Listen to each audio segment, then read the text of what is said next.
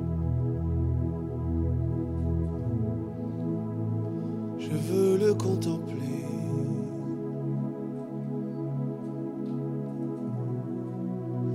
Je veux le contempler. Une chose que je demande, une chose que je désire,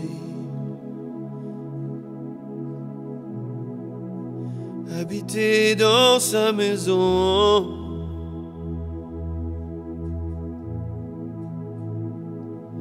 Je veux le contempler. Je veux te contempler. Je veux te contempler. Et t'admirer, Seigneur. Oui, t'admirer, Jésus.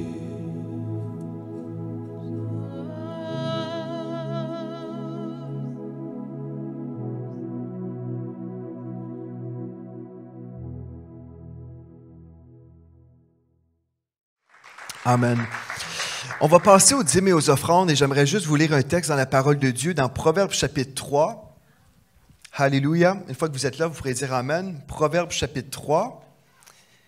Et on va lire un texte qui concerne plusieurs choses dans nos vies, mais qui nous parle de l'honneur envers Dieu.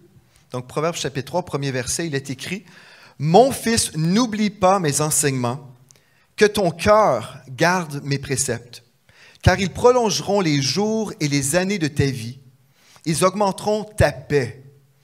Que la bonté et la fidélité ne t'abandonnent pas. Lis-les à ton cou. Écris-les sur les tables de ton cœur. Tu acquerras ainsi de la grâce et une raison saine aux yeux de Dieu et des hommes. Confie-toi en l'Éternel de tout ton cœur et ne t'appuie pas sur ta sagesse. Reconnais-le dans toutes tes voies, il aplanira tes sentiers. Ne sois pas sage à tes propres yeux.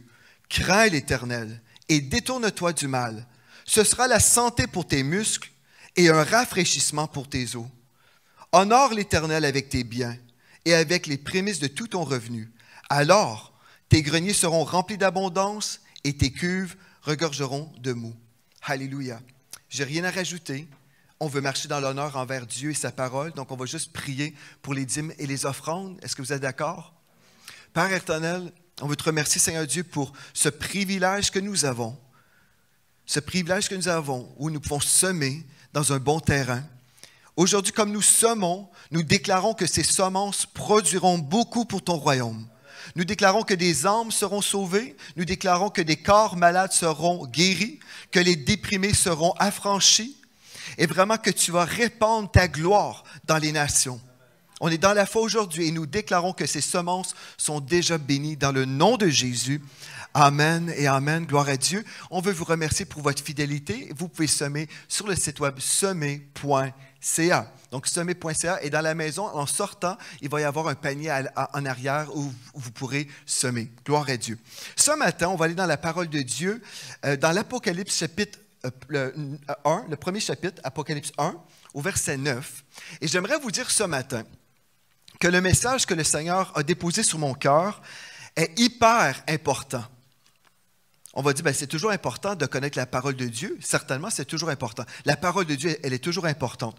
Mais ce matin, spécialement, j'aimerais m'adresser aux gens à la maison. Je sais que lorsqu'on suit un live, on peut cuisiner, on peut repasser des vêtements, on peut passer l'aspirateur. Mais quand on est distrait, on peut manquer des bénédictions que Dieu en réserve pour nous. Et spécialement aujourd'hui, j'aimerais vous inviter à vous asseoir et faites semblant que vous êtes à l'église. Quand on prend le temps, on vient s'asseoir, on peut recevoir et être vraiment à l'écoute. L'Esprit de Dieu veut vous parler aujourd'hui. Il veut vous accorder vraiment une révélation pour que vous puissiez marcher dans les voies de Dieu avec une certitude. Alléluia. La paix que Jésus donne vient lorsqu'on a une certitude d'accomplir la volonté de Dieu dans notre vie. Mais quand on est incertain, on peut être dans le doute Et quand on est dans le doute, on est en dehors, en fait, de la joie de l'Éternel. C'est impossible d'être joyeux quand on est toujours dans le doute et dans l'incertitude. Et Dieu, aujourd'hui, il veut se révéler à vous par son Saint-Esprit. Donc, quand l'Esprit de Dieu se révèle à moi, bien, je suis tellement heureux et béni parce que je sais que Dieu m'a parlé. Et voulez-vous savoir que Dieu vous parle et vraiment recevoir de Dieu, de lui-même? Même pas de moi, là. On va voir ensemble la parole de Dieu. Et comme vous allez écouter cette parole, comme vous allez voir cette parole, l'Esprit de Dieu va vous parler. Alléluia.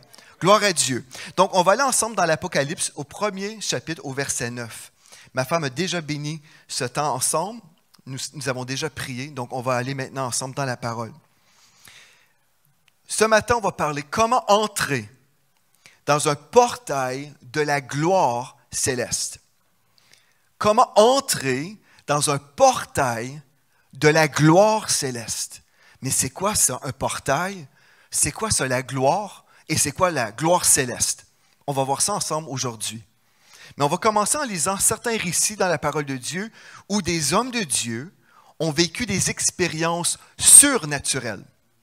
Le surnaturel est pour l'enfant de Dieu. Le surnaturel est naturel pour l'enfant de Dieu. Alléluia. Apocalypse 1, 9. Moi, Jean, votre frère. C'est quelqu'un qu'on pouvait côtoyer à l'époque. Il a certainement existé, ce frère Jean, l'apôtre Jean. Au verset 10, il dit, « Je fus ravi en esprit au jour du Seigneur. » Parfois, les gens s'imaginent que c'est le dimanche, qu'il se référait au dimanche. En fait, non. L'apôtre Jean a été ravi en esprit au jour du Seigneur, c'est-à-dire au jour du jugement.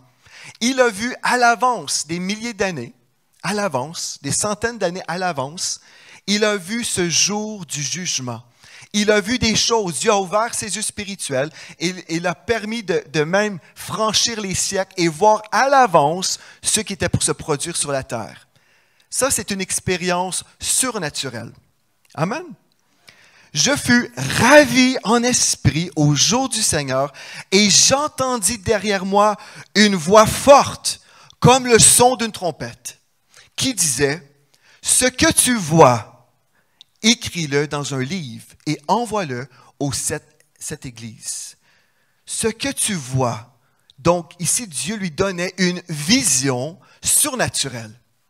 L'apôtre Jean a eu une vision, plusieurs visions surnaturelles et les indications que Dieu lui donnait, les instructions, c'était d'écrire dans ce livre de l'Apocalypse ce qu'il voyait en esprit.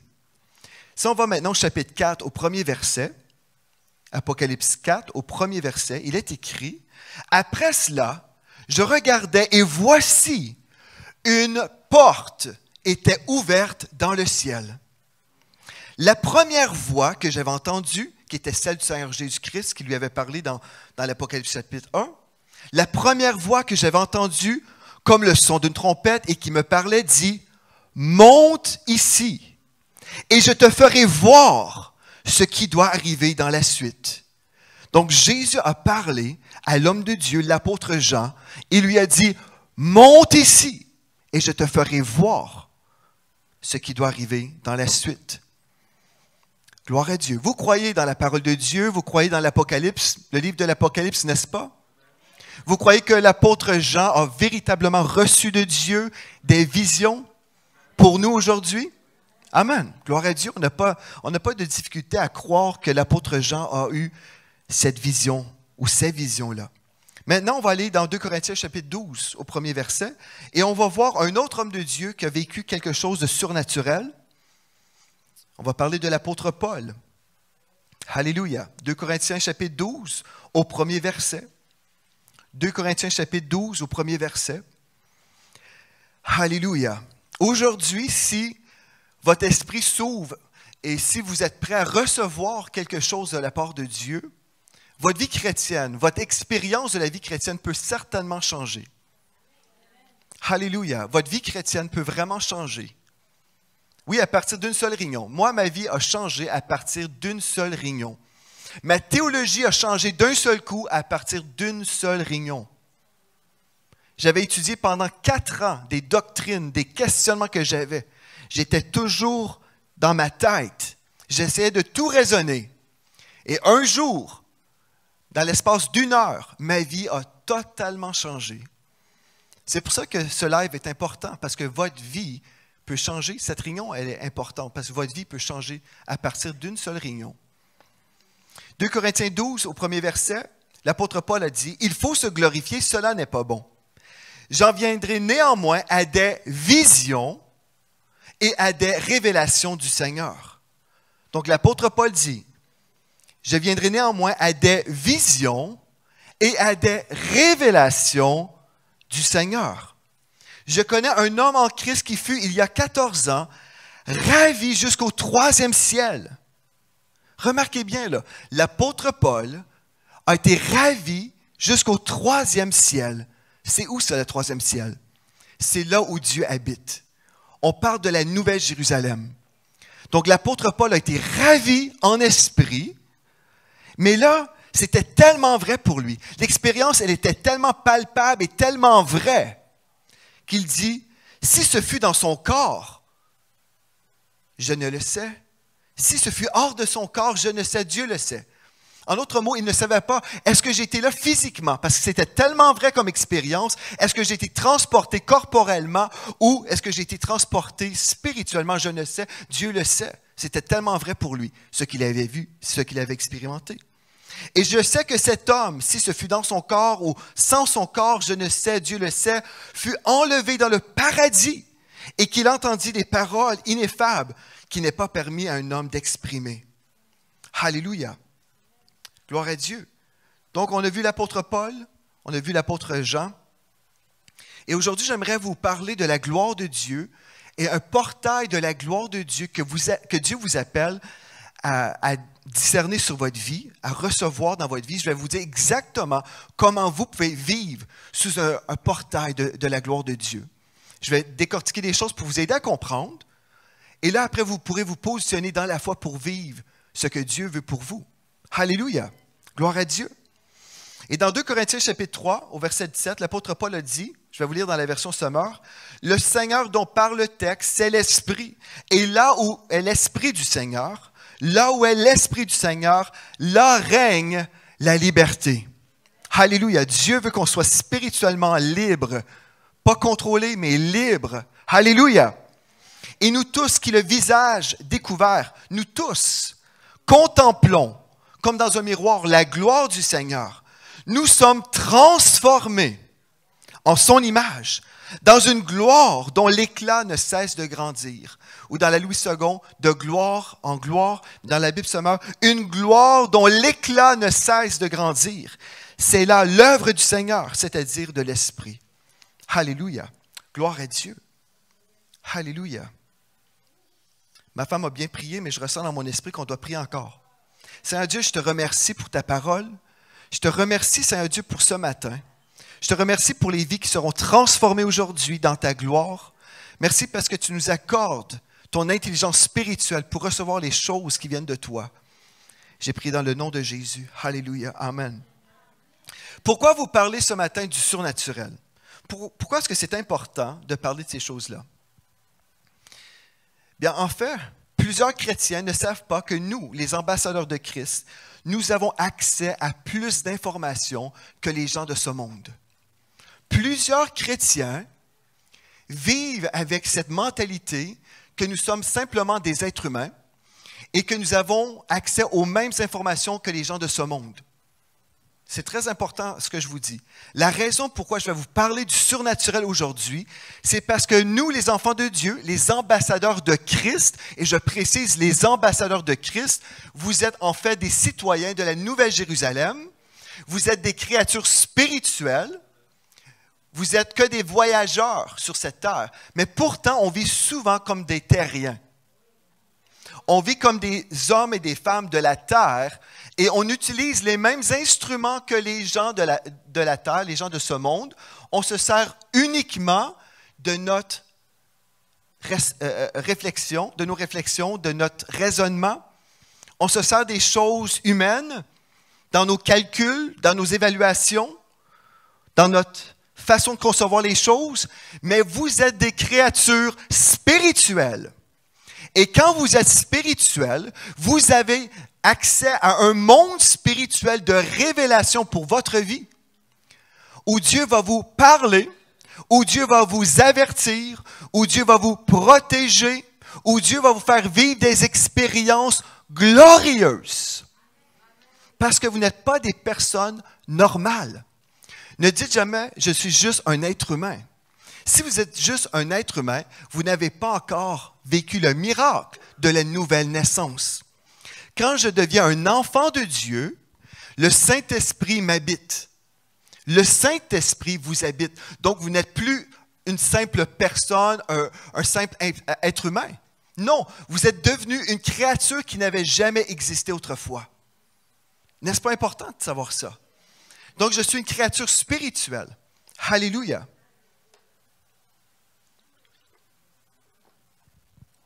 Alléluia. Pourquoi parler du surnaturel? C'est tellement important. Le surnaturel va vous permettre de vivre dans la volonté de Dieu. Le surnaturel va vous protéger, va vous garder. Parce que quand Dieu vous parle, quand vous avez une révélation de la part de Dieu, cette révélation va vous garder sur la bonne piste. Quand Dieu vous a montré quelque chose, vous savez que vous devez poursuivre la route, que vous devez toujours poursuivre dans la même vision que Dieu vous a donnée. Vous avez besoin de voir ce que Dieu vous a montré et vous continuez et vous avancez. Peu importe les vents contraires, peu importe les changements autour de vous dans le monde naturel, si Dieu a parlé, vous devez obéir Dieu, tout simplement. Donc, cela va vous garder. Alléluia. Et vous allez comprendre. Si quelqu'un vous dit, ben Dieu m'a dit ceci, et 2 semaines plus tard, ben Dieu m'a dit cela. Et c'est une contradiction de ce que Dieu avait déjà dit dans le passé. Quand vous êtes spirituellement connecté, vous allez comprendre que Dieu n'est pas schizophrène. Dieu ne change pas d'idée. Quand Dieu parle, il honore sa parole. Toujours. Dieu n'est pas schizophrène et Dieu n'est pas confus. Et Dieu, la Bible nous dit, Dieu n'est pas l'auteur de la confusion, mais de paix et d'ordre. Alléluia. OK. Donc, le surnaturel de Dieu est disponible pour vous, l'enfant de Dieu. Le surnaturel n'est pas réservé pour une catégorie élite, mais le surnaturel de Dieu est pour chaque enfant de Dieu. Je vais vous aider à comprendre que ce n'est pas pour un pasteur ou pour d'autres membres d'un ministère, mais c'est vraiment pour chaque enfant de Dieu. Alléluia. Donc, c'est pour ça que lorsque quelqu'un vous dit quelque chose une chose qui pourrait vous troubler, et la personne dit, ben Dieu m'a dit ceci, et vous savez que Dieu vous a révélé à l'avance que cette chose était impossible, était contraire à la volonté de Dieu, vous ne serez pas influencé d'aucune façon. Parce que Dieu dit toujours la vérité. Dieu est exclusivement sur le chemin de la vérité. Alléluia. Donc ça, c'est simple, n'est-ce pas? Mais c'est pour ça que c'est important d'apprendre à cultiver cette vie de l'esprit, une vie spirituelle. Alléluia. Donc, combien d'entre vous, peut-être, vous vous posez la question, mais c'est quoi un portail? On va parler d'un portail de la gloire céleste, mais comment entrer dans ce portail de la gloire céleste? Comment faire? Bien, premièrement, il faut savoir c'est quoi un portail. Bien, si on regarde dans le dictionnaire, un portail, c'est une porte ou un point d'entrée. Donc, c'est soit une porte ou un point d'entrée. C'est là où vous entrez dans une autre dimension. Donc, un portail, dans le cadre de ce que je vous enseigne aujourd'hui, un portail, c'est une porte, amen, comme l'apôtre Jean a vu, une porte, mais c'est aussi un point d'entrée dans une dimension spirituelle. Et j'aimerais vous le dire même tout de suite, c'est que vous devenez éventuellement vous-même un portail. Quand vous apprenez à entrer dans ce portail de la gloire, dans cette dimension surnaturelle, vous devenez ensuite, avec les années d'expérience, vous devenez vous-même un portail de la gloire de Dieu. Vous allez comprendre au fur et à mesure. Mais c'est pour chaque enfant de Dieu. Et l'enfant de Dieu a désespérément besoin de comprendre ces choses-là. Parce que Dieu aime ses enfants. Dieu ne veut pas que ses enfants prennent des détours, se trompent, se fassent blesser. Dieu aime ses enfants. Alléluia. Maintenant, c'est quoi un portail? C'est un point d'entrée. C'est quoi la gloire céleste? On a vu mercredi soir, quand on a parlé de la gloire dans le cadre de la guérison, la gloire, c'est la présence tangible de Dieu. Je ne sais pas si vous avez vraiment expérimenté la gloire de Dieu, mais vous allez le vivre. Vous allez vivre cette chose, vous allez vivre la gloire de Dieu si vous avez soif de vivre plus avec Dieu. J'aimerais vous le garantir, on vit dans les derniers jours et Dieu va répandre de son esprit sur toute chair. Sur toute chair. Alléluia. Donc, si vous voulez plus de Dieu, Dieu va vous donner plus. Et je vais vous montrer exactement, bibliquement, les étapes pour y entrer. Donc, quand on parle de la gloire, on parle de la présence tangible de Dieu. Et la gloire céleste, maintenant, vous parle du climat spirituel du ciel. Le climat spirituel du ciel. Vous pouvez entrer dans cette dimension, que ce soit dans une réunion à l'église, mais souvent, moi, ce que je vis, c'est à la maison, dans ma chambre de prière. Alléluia, tout seul, dans ma chambre de prière. Et hier, j'ai eu une expérience surnaturelle, tout seul, dans ma chambre de prière. Je vais vous partager ça dans quelques instants.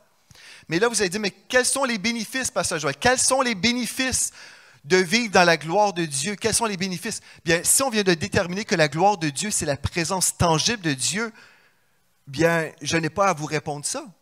Les bénéfices, quels sont les bénéfices d'être avec Dieu, le Créateur du ciel et de la terre? Quels sont les bénéfices pour vous, l'enfant de Dieu, de vous retrouver dans la présence de Dieu? Bien, c'est facile à répondre. Être avec Dieu, c'est d'être avec celui qui nous aime, celui qui a toutes les réponses possibles, celui qui est notre source en toutes choses, celui qui nous guérit dans nos émotions, celui qui guérit notre corps malade. Être dans la présence de Dieu, c'est tout. Il n'y a pas mieux que la présence de Dieu. Alléluia. En 2004, j'ai souvent partagé l'expérience que j'ai vécue avec le Seigneur, une expérience qui m'a vraiment pris par surprise. Mais suite à cette expérience où j'ai été moi-même visité par le Seigneur, lorsque je me retrouvais devant 1000 personnes à l'antenne Miracle Channel, j'étais là visité par le Saint-Esprit. Cette journée-là, la visitation a duré environ 5 heures. Et après tout ça, j'ai mangé au restaurant avec la femme de Dieu qui avait prié pour moi. Son nom, c'est Patricia King, une prophétesse de Dieu. Et puis, je me retrouvais au restaurant avec elle, c'est en 2004, et puis je lui parlais un petit peu de mon expérience, de ce que j'avais vécu. Et puis, je lui ai partagé un témoignage que je trouvais spécial parce que, en fait, lorsque j'étais petit, tous les soirs, je priais de ne pas vivre une chose que je venais de vivre, en fait. Et j'aimerais vous dire que le diable, je sais que le diable entend des choses et il connaît la destinée il connaît la destinée de plusieurs personnes. C'est pour ça qu'il va toujours essayer de vous arrêter dans votre destinée.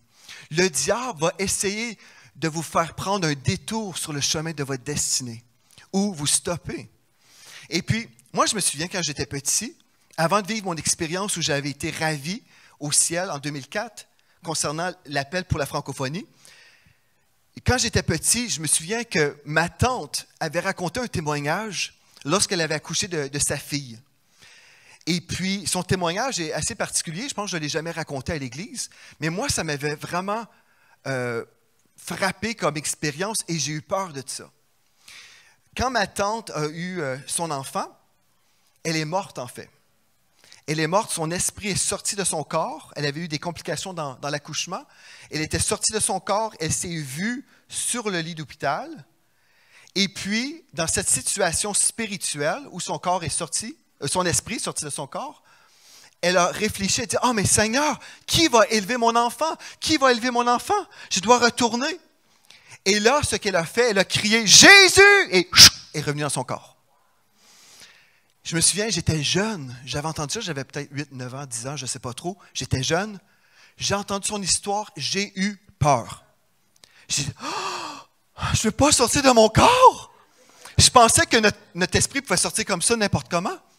Donc, tous les soirs, pendant des années, j'ai dit Seigneur, fais que je ne sorte pas de mon corps cette nuit. Tous les soirs. Est-ce que je t'ai déjà dit, chérie? Je t'ai déjà dit, OK. Tous les soirs, pendant des années, je priais, Seigneur, fais que je reste dans mon corps cette nuit. J'avais cette crainte. Mais en fait, le Seigneur voulait que j'expérimente quelque chose dans la dimension de sa gloire des années plus tard. Il s'est servi de la peur pour m'empêcher de recevoir ce que Dieu voulait que je reçoive. Est-ce que vous comprenez? Il va essayer de vous envoyer quelque chose pour empêcher la bénédiction. Donc, je priais comme ça. Mais en 2004, devant 1000 personnes, le tonnerre tombe sur moi. Et puis, je n'avais pas prié la veille de ne pas sortir de mon corps. Et puis, là, je racontais à Patricia King ce que j'avais vécu, mais comment, pendant des années, j'avais peur de ça. Et puis, elle dit, tu dois annuler cette prière parce qu'il y a un portail que Dieu te donne et il veut que tu puisses recevoir de lui directement des instructions pour la mission. Donc, comme j'étais au restaurant, j'ai accepté, oui, j'annule ces paroles. J'ai réalisé en fait que c'était le diable qui voulait m'intimider pour ne pas entrer dans les projets de Dieu. Et à l'époque, avec cette visitation pour la francophonie, il n'y avait absolument rien qui indiquait que Dieu était pour faire des choses dans la francophonie dans ma vie. C'était tout à fait nouveau. Mais j'ai cru dans cette vision divine. Donc, aujourd'hui, ce que je suis en train de vous dire, c'est qu'il y a des enjeux pour votre vie spirituelle. Il y a des enjeux.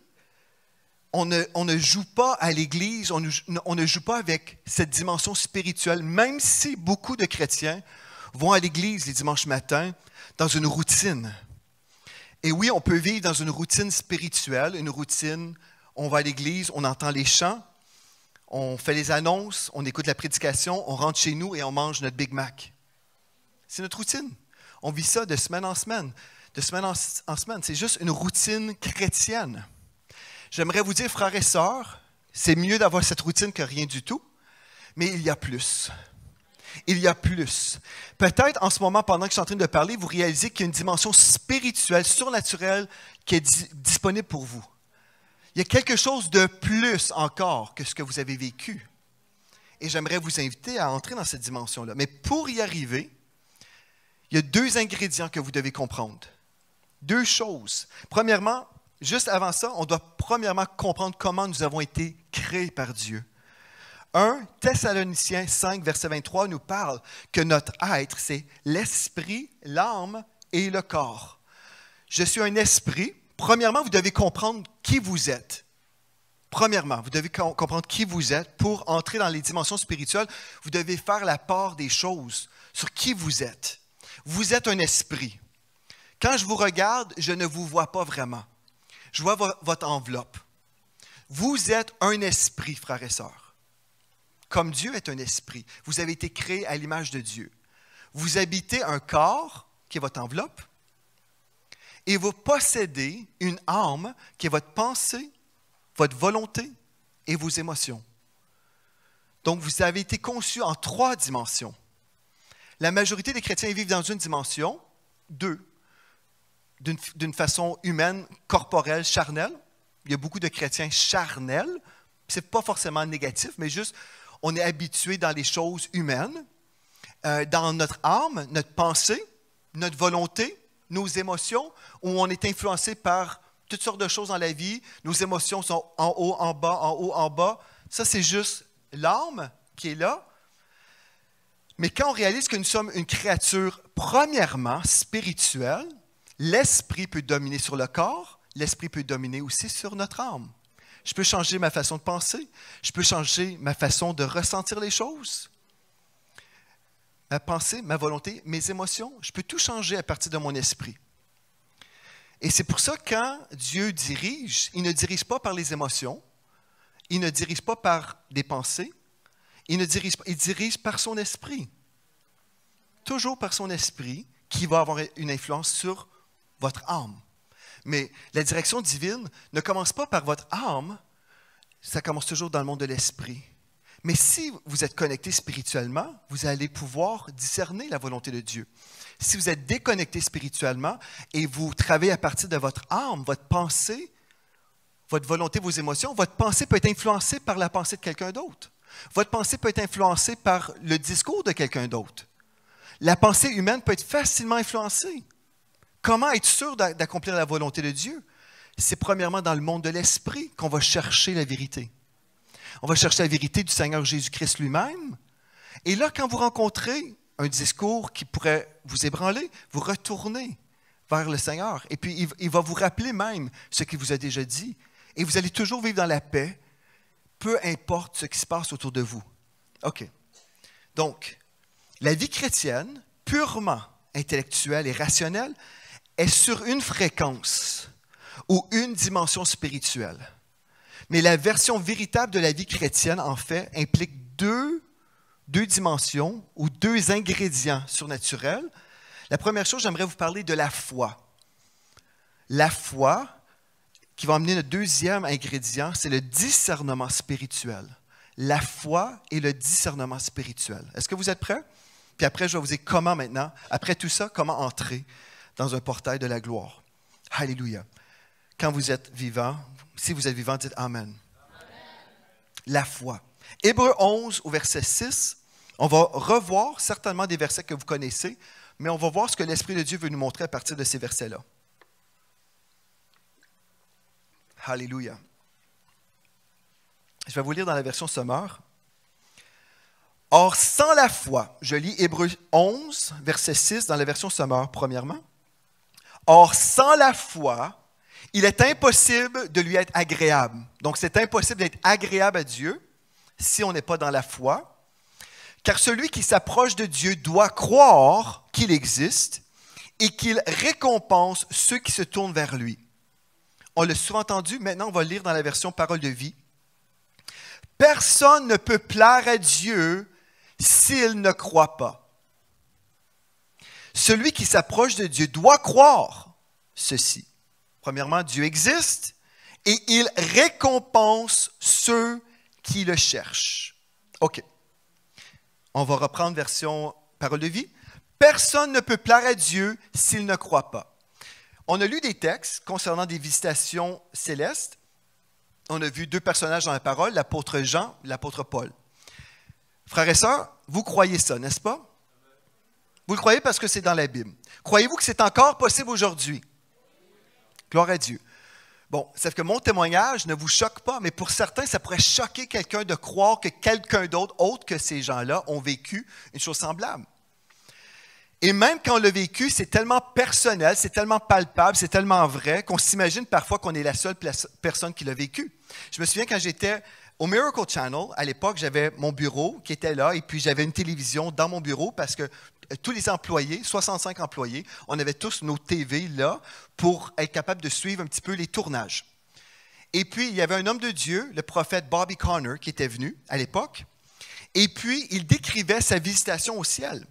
Et moi, j'étais assis à mon bureau, et là, comme il parlait du ciel, j'étais un petit peu interpellé. J'étais curieux de savoir ce qu'il avait vécu.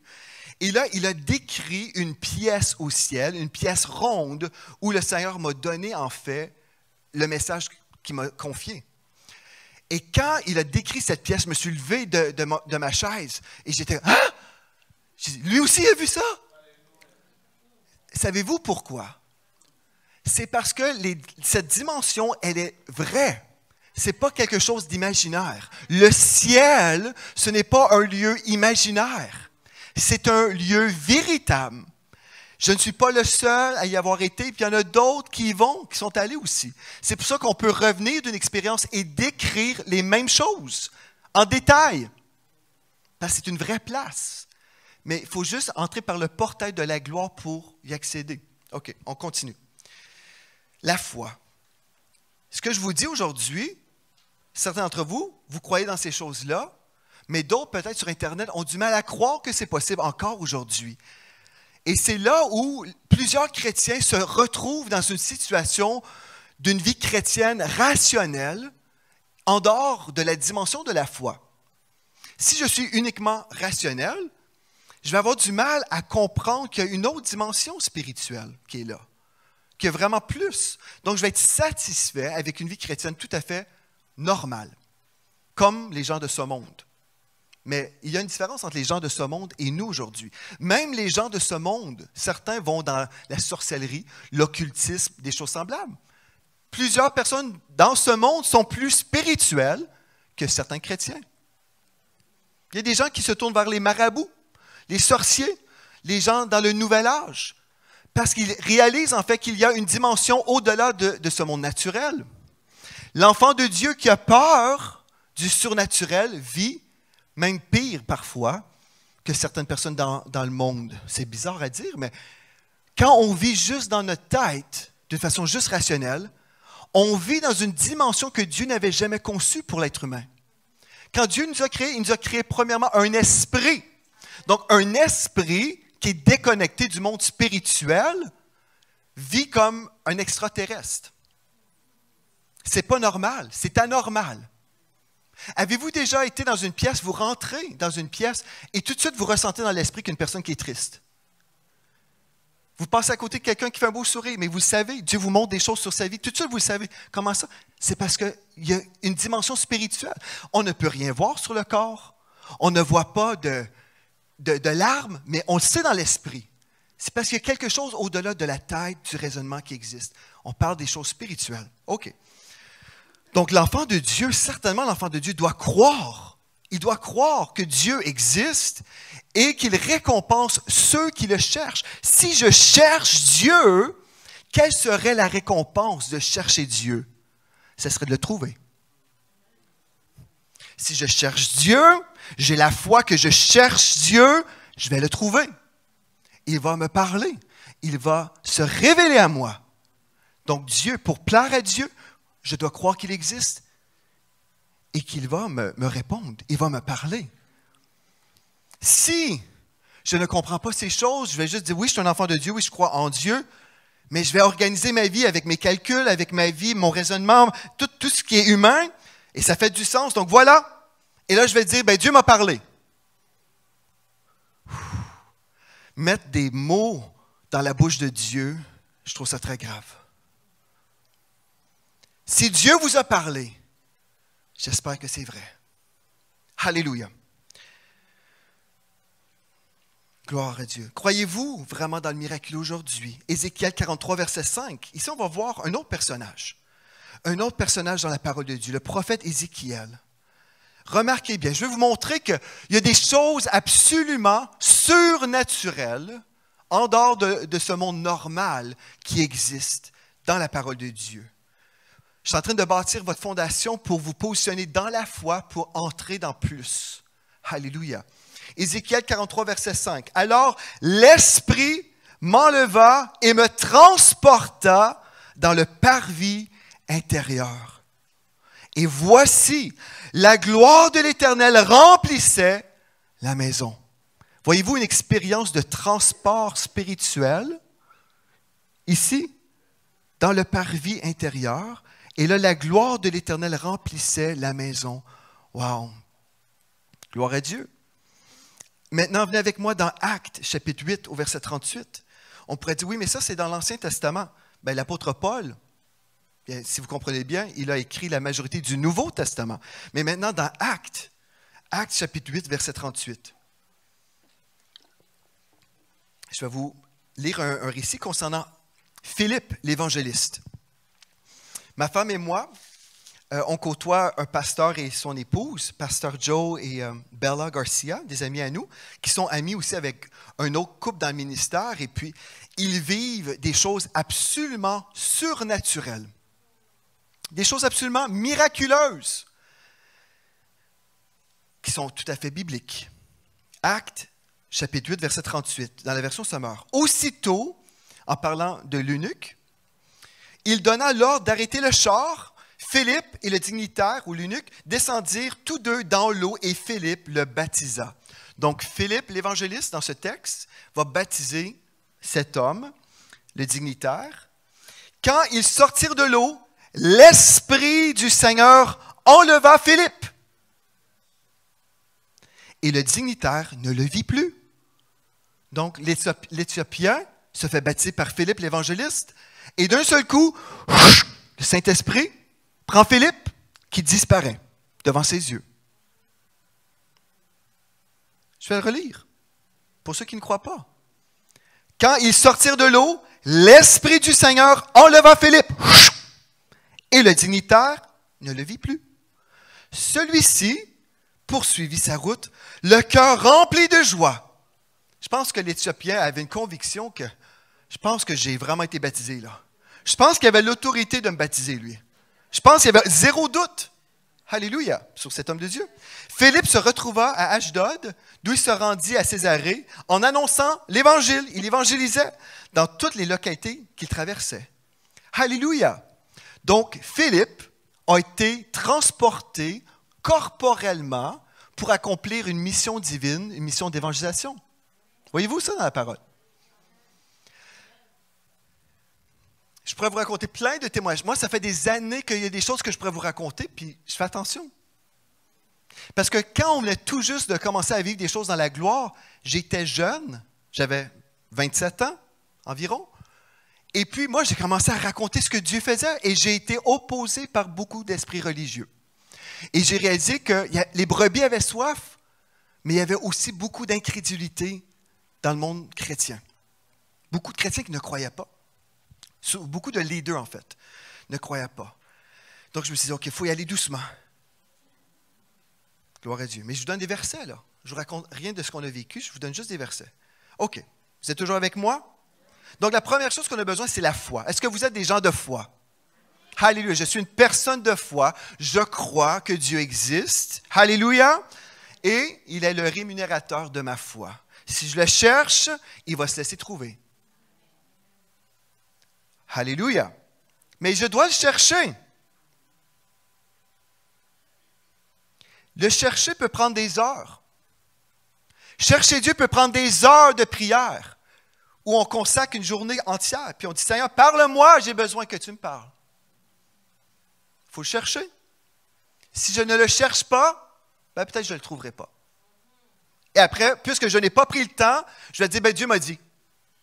J'ai pris un détour, un raccourci, un calcul humain. Alléluia.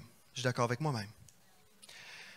Donc, 2 ingrédients pour vivre cette vie surnaturelle. Premièrement, il faut être dans la foi. Il faut être une personne de foi. Deuxième chose, il faut avoir un discernement et une intelligence spirituelle. Un discernement et une intelligence spirituelle.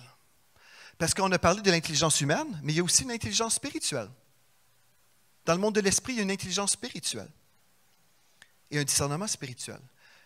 Bon, sauf que si je suis un petit chrétien qui va à l'église seulement le dimanche et je ne passe pas vraiment beaucoup de temps dans la prière la semaine, je suis juste dans mon travail, dans mes activités, dans mon épicerie, dans mon Walmart, et c'est tout ce que je fais, mais je prie un peu avant les repas, bien peut-être je vais être plutôt comme les gens de ce monde, les gens naturels. 1 Corinthiens 2, verset 14. Je vais vous raconter quelque chose que j'ai vécu hier, pendant que je préparais ces notes.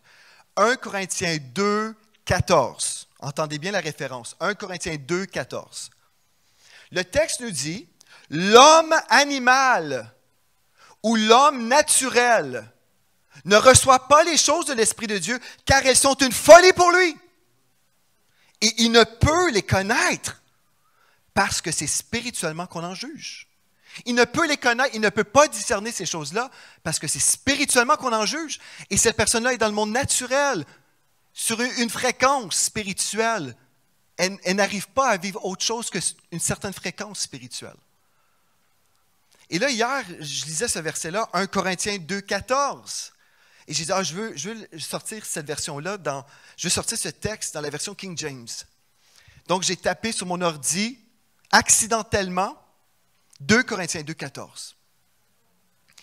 Et comme j'étais en train de préparer mes notes, depuis un bon moment, je sentais quelque chose. Je sentais les roses. Ma femme était partie avec mes filles à l'extérieur, et puis j'étais dans une pièce de prière. Il n'y avait personne dans la maison sauf mon petit chien Gaston, et Gaston ne sent pas les roses.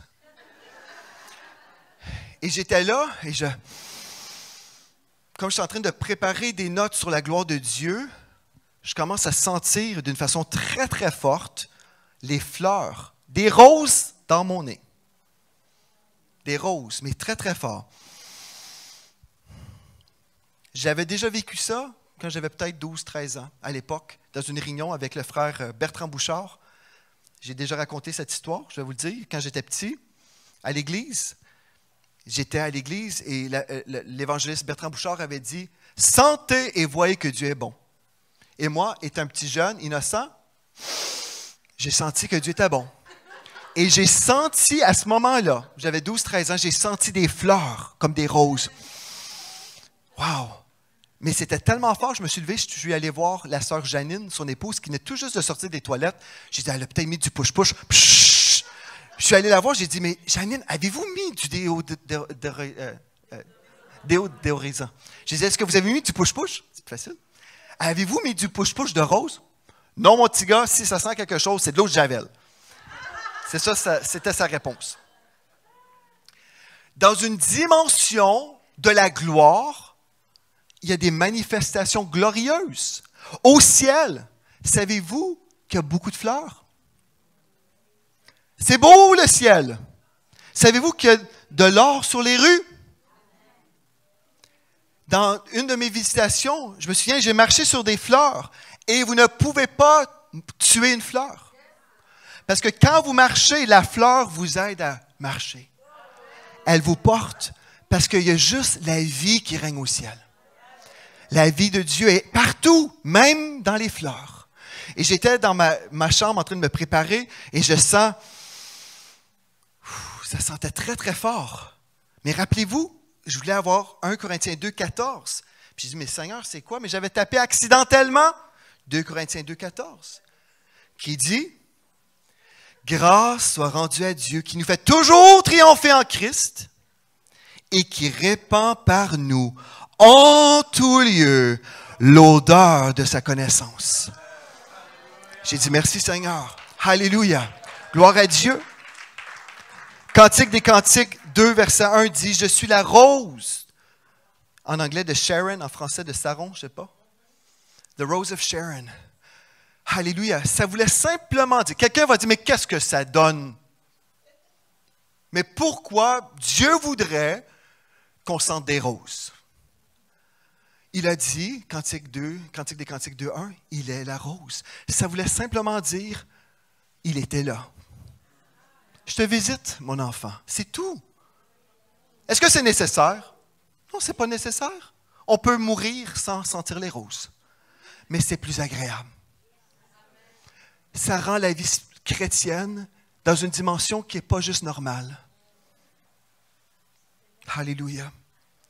Gloire à Dieu. Mais l'homme naturel ne reçoit pas les choses de l'Esprit de Dieu parce que c'est une folie pour lui. Il ne peut les connaître. Il ne peut les connaître. Quelqu'un qui dit c'est fou, c'est stupide, il ne peut les connaître. Parce que c'est spirituellement qu'on en juge. Alléluia. Donc, le croyant doit apprendre à vivre spirituellement plutôt que rationnellement. Quelqu'un peut accepter le Seigneur un dimanche matin. On peut faire la prière de repentance. La Bible nous dit, soyez donc transformés par le renouvellement de l'intelligence afin de discerner quelle est la volonté de Dieu, ce qui est bon, agréable et parfait. Donc la personne doit être transformée, mais cette transformation-là n'arrive pas du jour au lendemain. Elle doit apprendre à devenir spirituelle parce que quand la personne a été adoptée dans la famille de Dieu, elle est sauvée en route vers le ciel. Si elle meurt, elle rentre au ciel. Mais si elle vit sur la terre et elle n'apprend pas comment ça marche le monde de l'esprit, elle peut vivre la vie chrétienne, toute sa vie chrétienne, comme un être humain qui n'a pas été sauvé. Je vais me répéter. Plusieurs ont accepté le Seigneur. Ils ont compris, oui, ils sont sauvés en route vers le ciel. Alléluia. C'est bon ça. Mais s'ils n'ont pas appris à vivre à partir de leur esprit, s'ils n'ont pas appris à vivre dans cette dimension spirituelle, cette dimension surnaturelle, la personne peut vivre comme un non-croyant. Il n'y a pas de différence dans sa vie, dans son expérience. Comprenez-vous ce que je suis en train de dire? Donc, il faut apprendre. Si vous réalisez aujourd'hui, moi, je n'ai jamais appris. Aujourd'hui, vous allez pouvoir apprendre. Mais vous devez relâcher votre foi. Alléluia. OK. Je vous ai dit que la deuxième chose, après la foi, c'est le discernement et une intelligence spirituelle. Venez avec moi dans Colossiens chapitre 1 au verset 9. Pour que vous puissiez arriver à vivre dans cette dimension spirituelle, dans cette intelligence spirituelle, alléluia, vous avez besoin de quelque chose. Vous ne dormez pas encore? Je sais que je prends du temps, mais J'aime mieux prêcher pour que votre vie change que de vous laisser juste avec le premier service. Colossiens 1,9 nous dit « Nous ne cessons de prier Dieu pour vous et de demander que vous soyez remplis de la connaissance de sa volonté en toute sagesse et intelligence spirituelle. » Donc, ici, l'apôtre Paul dit « Nous ne cessons de prier pour vous. » Et de demander. Donc, un pasteur, par exemple, devrait prier pour ses brebis et ne jamais cesser de prier pour vous, frères et sœurs. Amen. Et de demander à Dieu que vous soyez remplis de la connaissance de sa volonté. Ô Seigneur, accorde-leur d'avoir la connaissance de ta volonté en toute sagesse et intelligence spirituelle. Remarquez la précision, intelligence spirituelle, pas une intelligence rationnelle. Parfois, ce qui semble stupide, c'est exactement la volonté de Dieu. Parfois, la pire chose qu'on peut faire, c'est la meilleure chose qu'on peut faire. Parfois, la chose la plus stupide humainement, c'est la chose la plus intelligente. Et des fois, la chose la plus intelligente humainement, c'est la pire chose qu'on pourrait faire. Donc, on a besoin d'avoir l'intelligence spirituelle. Mais comment avoir cette intelligence spirituelle? Il faut aller vers celui qui a toute la connaissance. Moi, je ne connais pas toutes choses, mais je connais celui qui connaît toutes choses. Je ne connais pas toutes choses, mais je connais celui qui connaît toutes choses. Celui qui connaît toutes choses va vous parler. Alléluia. OK. Éphésiens 1, verset 16. « Je ne cesse de rendre grâce pour vous, faisant mention de vous dans mes prières, afin que le Dieu de notre Seigneur Jésus-Christ. » Remarquez bien ceci, que Dieu, le Père de gloire, le Père de gloire, le Père de cette manifestation tangible de la présence divine, vous donne un esprit de sagesse et de révélation. On a vu avant la sagesse et une intelligence spirituelle, mais ici un esprit de sagesse et de révélation dans sa connaissance. Je dois le connaître. Pour connaître le Seigneur, je dois passer du temps avec lui. Alléluia. Il n'y a pas de raccourci. Il n'y a pas de raccourci. Vous allez devoir connaître le Seigneur et la façon que vous allez le connaître, c'est en passant du temps avec lui. Et si vous avez besoin de passer une journée complète, passez une journée complète. Si vous avez besoin de passer une semaine complète dans la prière, dans le jeûne, faites ce que vous avez besoin de faire pour le connaître. Beaucoup de personnes disent connaître Dieu, puis c'est un mensonge. Comment entrer maintenant dans un portail de gloire? Est-ce que vous voulez savoir? Allez, comment faire maintenant pour entrer dans ce portail de la gloire? Premièrement, supprimez le mensonge que vous allez sûrement entendre. Dès que vous êtes réveillé, spirituellement réveillé, et vous dites, oh, il y a plus, il y a une dimension supérieure pour ma vie chrétienne. Déjà, il y a des gens qui vont vous décourager. Non, non, non. Écoute, va à l'église, prie avant tes repas, là, lis ta Bible. C'est tout ça, la vie chrétienne. J'ai entendu un pasteur du haut de la chambre, mais il disait à la radio, je l'ai entendu à la radio, la vie chrétienne, c'est comme ça qu'il disait, c'est prout, prout, prout, prout, prout, prout, prout. Ce qui veut dire, c'est rien du tout. On attend de mourir pour entrer au ciel. La vie chrétienne, c'est prout, prout, comme une voiture, prout, prout, prout, prout, prout, prout, prout. Ne vous attendez, vous, de rien, là, à rien. C'est juste, c'est ça, on attend de mourir. On est sauvé, alléluia, on va au ciel, alléluia. Et tout va être glorieux quand on va rentrer au ciel. C'est vrai, quand on va rentrer au ciel, ça va être glorieux. Mais Dieu nous dit, dans Colossiens chapitre 3, au premier verset, Colossiens 3, « Si donc vous êtes ressuscités avec Christ, si vous êtes ressuscités avec Christ, si vous êtes un enfant de Dieu, si vous êtes un ambassadeur de Christ, alléluia, si vous avez un droit légal, si vous êtes assis avec Christ dans les lieux célestes, si vous êtes ressuscité avec Christ, cherchez les choses d'en haut. Cherchez les choses d'en haut, où Christ est assis à la droite de Dieu. Affectionnez-vous aux choses d'en haut et non à celles qui sont sur la terre. Affectionnez-vous aux choses d'en haut. Quand on s'affectionne aux choses d'en haut, Dieu va nous montrer les choses d'en haut. Mais si on cherche juste les choses d'en bas, on va voir les choses d'en bas. Et on va devenir malheureux.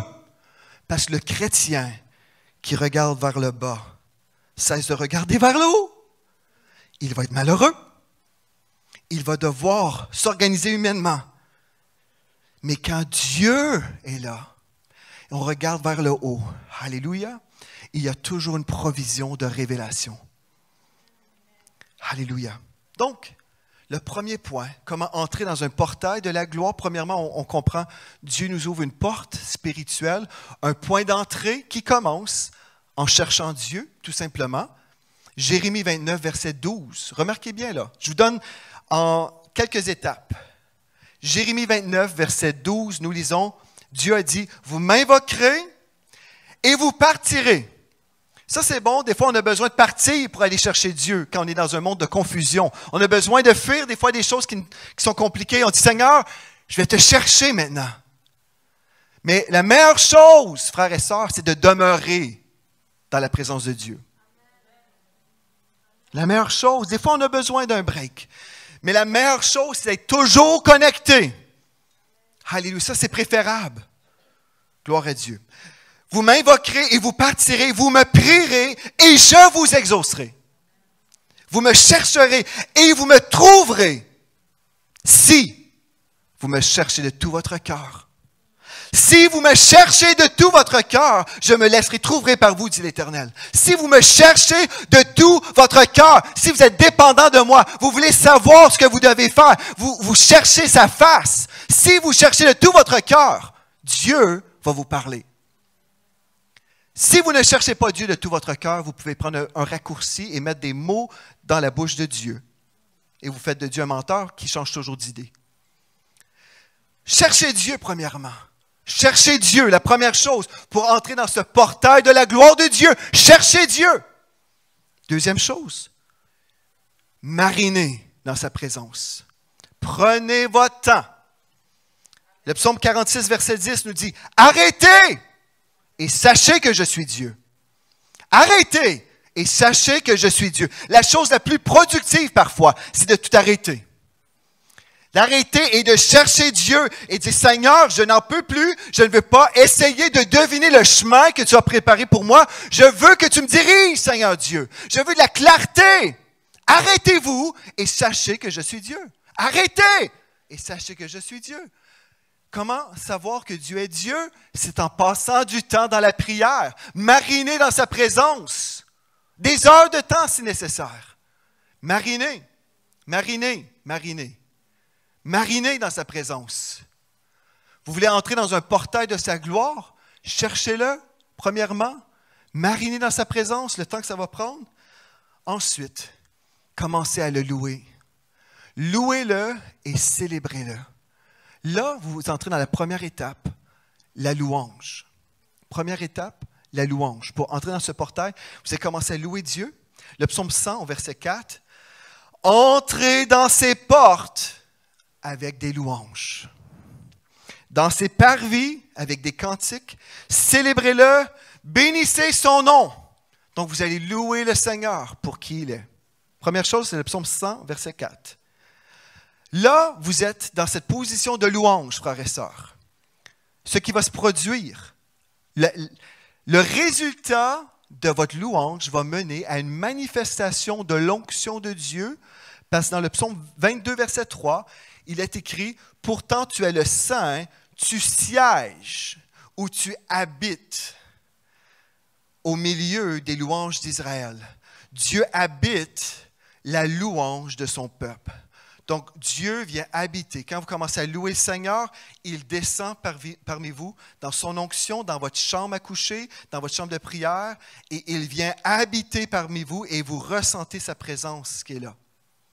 Ça, c'est la première chose. Vous êtes entré dans la louange. Vous me suivez? Quand l'onction est là, ensuite, vous entrez dans une autre dimension, qui est l'adoration. Là, vous commencez à adorer Dieu et vous le voyez dans sa majesté. Vous commencez à le louer et l'adorer. Ce n'est pas simplement le temps où vous bénissez son nom. Là, c'est vraiment un temps où vous entrez dans cette dimension de « Wow, Dieu est grand, Dieu est glorieux, Dieu est merveilleux. Et là, vous vivez un temps dans une profondeur spirituelle. Vous entrez dans une dimension d'adoration. Alléluia. Et là, vous dites, mais après ça, la louange, l'onction, l'adoration, après l'adoration, vous entrez maintenant dans la gloire. Et dans la gloire, il y a 3 dimensions. 3 autres dimensions dans la gloire. Est-ce que vous êtes intéressé de savoir? Vous accueillez sa gloire. La première dimension, c'est la dimension doxa, qui est la révélation de la majesté de Dieu dans la gloire. On a parlé de la gloire comme étant la présence tangible de Dieu, où Dieu descend sur vous et vous ressentez physiquement. Là, ce n'est pas simplement quelque chose que vous ressentez dans l'onction de la pièce, mais physiquement, comme Pasteur Gwen a mentionné qu'il ressentait physiquement un manteau déposé sur lui pendant qu'il louait, ça c'est la gloire de Dieu. Donc, on commence à ressentir physiquement, corporellement, ce qu'on ressent. Vous comprenez? Révélation de l'honneur pour Dieu. Matthieu 25, 31 nous dit « Lorsque le Fils de l'homme viendra dans sa gloire, avec tous ses anges, il s'assiera sur le trône de sa gloire. » Donc, cette dimension, vous entrez dans cette dimension de la majesté, cette dimension de la gloire majestueuse de Dieu, mais vous ressentez aussi physiquement, ça touche. Et une chose que vous allez comprendre, c'est que la gloire de Dieu implique toujours la présence angélique. La présence angélique implique toujours une dimension de la gloire de Dieu. Quand on parle de la gloire de Dieu, comme dimanche passé vers la fin, mes yeux se sont ouverts et puis j'ai vu un ange dans le fond de la salle que je vous ai raconté, je vous ai partagé ça.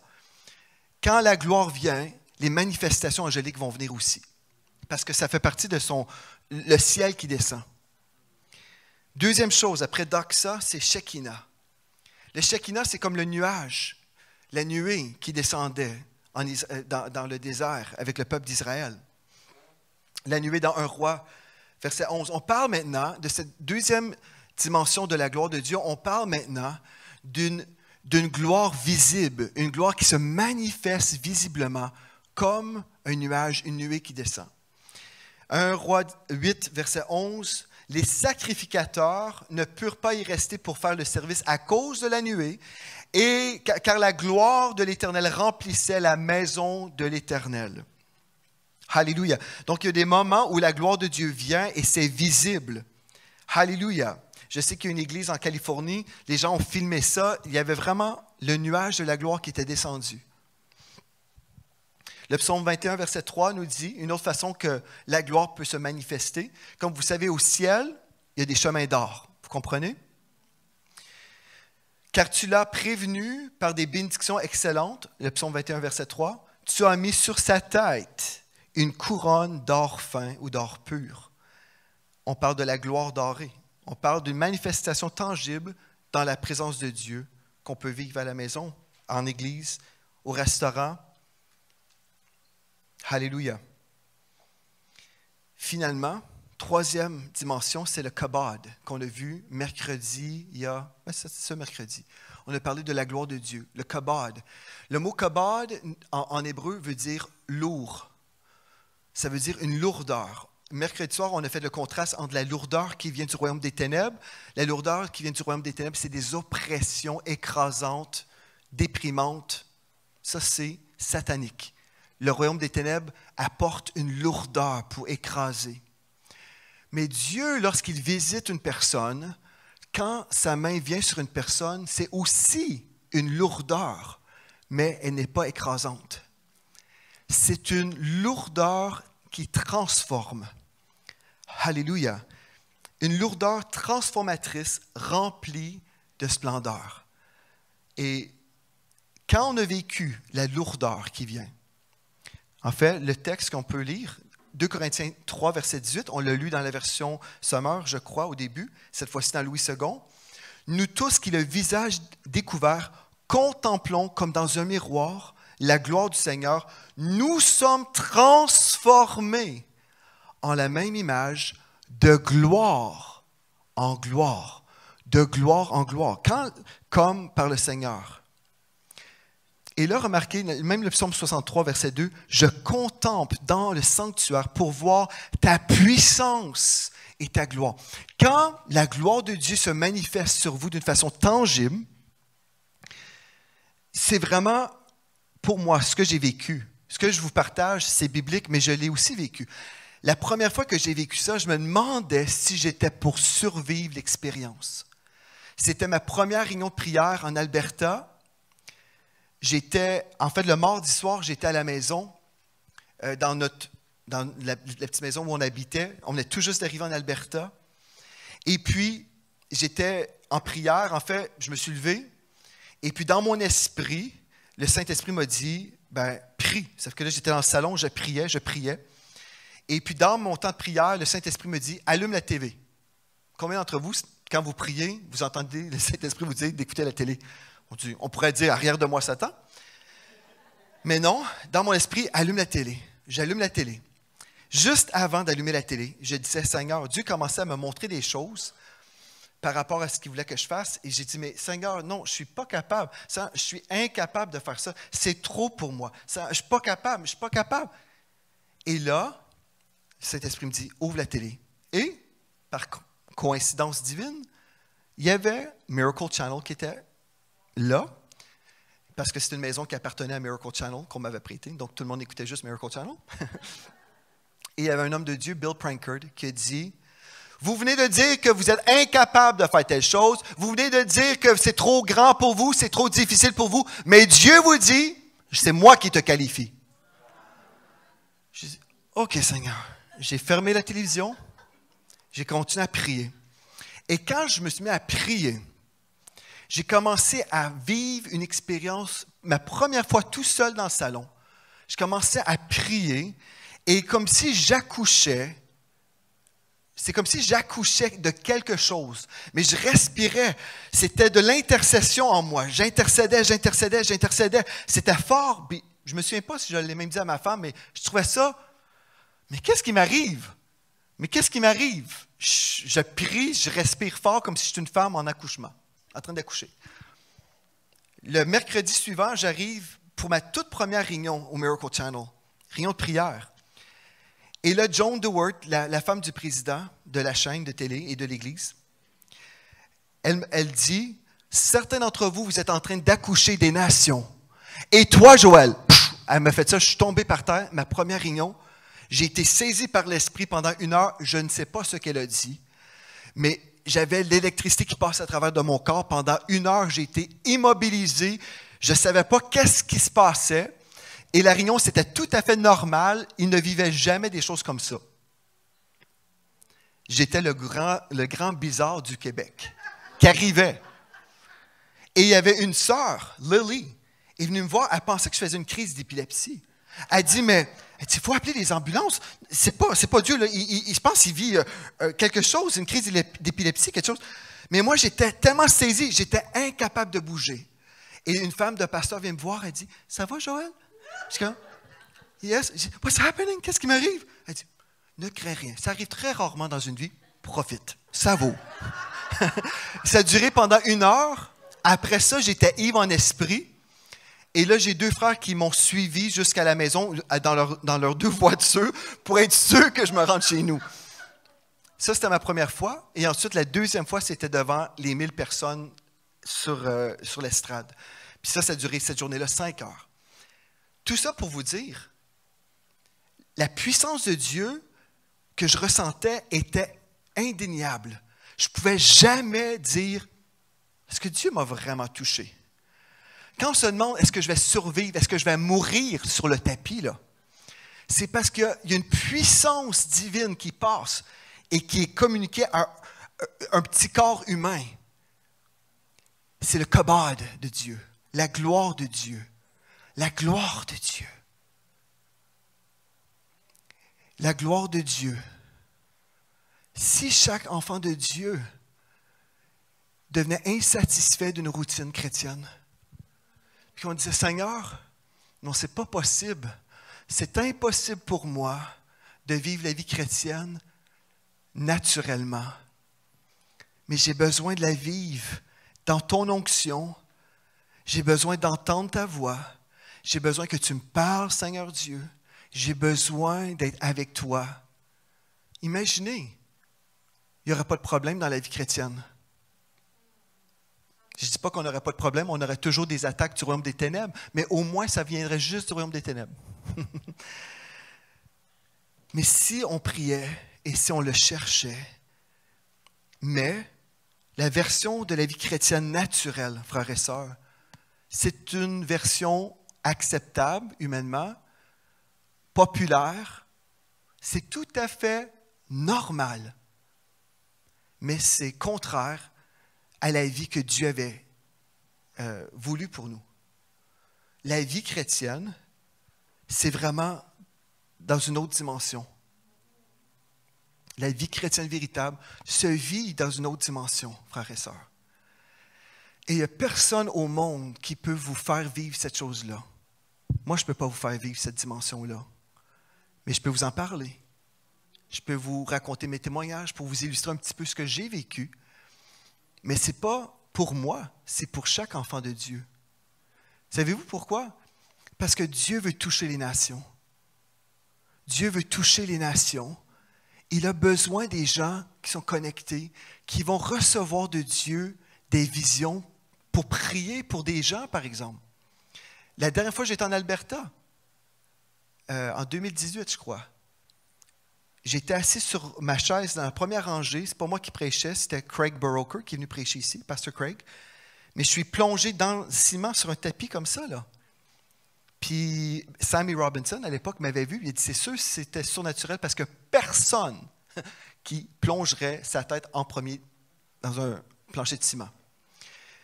Mais quand j'ai vécu cette touche-là, c'est pas moi qui ai plongé, c'était comme, je sais pas comment dire, c'est comme la présence de Dieu, c'est tellement pesant, on se retrouve par terre. Et le Seigneur m'a emmené dans une visitation en Chine.